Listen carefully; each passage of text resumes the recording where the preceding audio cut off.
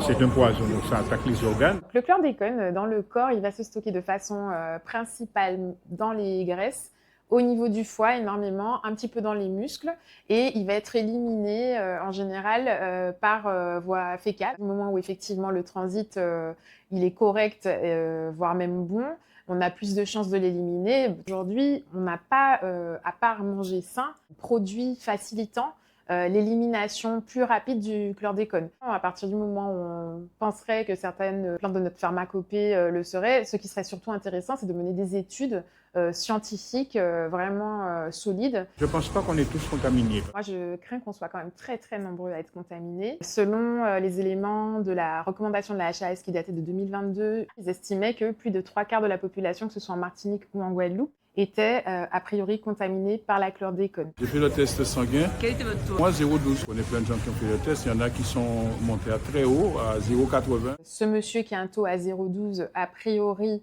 donc a un taux détectable, mais ne fait pas partie des patients pour lesquels on va forcément déclencher des protocoles d'accompagnement. Il faut vraiment faire la différence entre le taux de détection et la valeur toxicologique de référence interne, qui est le fameux taux de 0,40 au-dessus duquel on peut être intégré aux ateliers et qui nous permet d'être encore plus vigilants à la survenue de pathologies. Il est totalement, je ne crois pas. Alors, aujourd'hui, ce qui est sûr, c'est que par rapport à la demi-vie d'élimination du produit dans le corps humain, on sait que passé 4 mois et demi à 6 mois, on a éliminé la moitié, ce qui permet de conclure que au bout de 2 ans et demi à 3 ans, sans avoir été réexposé, a priori, on est censé avoir éliminé le chlordécone de son corps. Malheureusement, il peut suffire d'une seule réexposition pour se recontaminer et repartir à zéro. Les contaminations, elles sont essentiellement alimentaires, que ce soit par les cultures des jardins, mais il y a aussi les contaminations par les animaux, par la viande.